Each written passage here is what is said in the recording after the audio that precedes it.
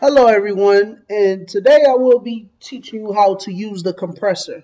Um, this tutorial is ran by me, Aaron, and Ryan. Um, Basically, I'm going to show you the basic tools on how to compress vocals. But first things first, let's talk about a little bit why would we use the compressor. So basically, we would use the compressor to even out the voice and to make the vocals a lot clearer and a lot louder. Well, not so necessarily louder, but more even with the higher parts of the tracks. So basically, what I mean by that is if you look over here, this wavelength is higher than everything else. Now, you want everything to be even. So, the first thing we're going to do is double click. See, when you double click it, you highlight the whole audio track. Then you want to go to effects and then go down to compressor. Okay, now we're at the compressor. The first thing that you see is threshold. So basically, what the threshold is telling Audacity when to cut the wavelength. So as soon as the audio recording reach negative 14 decibel, it will be cut in half. Also, next we have the noise floor, and basically that's like the lows. Like whenever you hear like dealing with wavelengths, it got the highs and the lows. So basically, it's the same thing as the threshold, but it's cutting off the bottom of the wavelength. And we have this at 40 because this is a good setting to have, due to my experience um of the program. That's a good setting to have it at. The ratio is the amount of the wavelength you want cut. So 2 to 1 is about half of a wavelength, whereas those up here to like 5 is maybe pretty much, I want to say like 3/4 of it, and then you go all the way up here to 10. That's like the whole wavelength, and that's too much. So 2 to 1 should be fine. The attack time is how fast the wavelength are being cut. So 0.2 seconds is pretty fast, and that's a good pace to have it cut.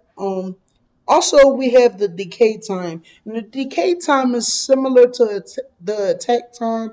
Basically, what the decay is the I'm trying to find a good way to explain this. Like the decay time is basically the amount of the wavelength from the bottom that's being cut.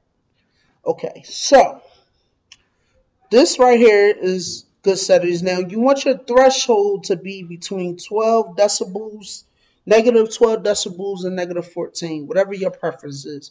For this example, I use negative 14. Okay, so you press OK. All right, now if you notice, everything increased, as you can see, right? Now, you notice in between these wavelengths, these are still a bit too small. And we want everything to be around this height or this height or this height right here. So we're going to go in and highlight the low parts. This is what you call your low parts of the audio recording. And then you're going to go right to the compressor. And then you're going to hit repeat compressor. See, and it made it louder again. So now it's about even. And if you want it to be a little bit more, you can go to effect, repeat, or you can hit Control R if you don't want to keep going to effect. So, I'm just going to go ahead and come in here, press Control R. See, come right here. This is a bit low. Control R. Come right here. Control R. Notice how the change of the wavelength as I select individual parts of the recording. Control R. Okay. Now, if you listen to the recording, check mic 1 2, check mic 1 2, check mic, check mic 1 2 1 2. So basically, there you go. That's how you use the compressor. Now, had I not compressed this recording, I'm just going to undo everything so you can see how it sounds. Oop, went too far. Now, this is how it sounds uncompressed. Check mic 1 2, check mic 1 2, check mic. So you hear how low it was compared to the other time that you heard it. So yeah, that's basically how you use the compressor all in a nutshell. All right. Thank you for watching, and if you need any more questions, subscribe below or comment. Thank you.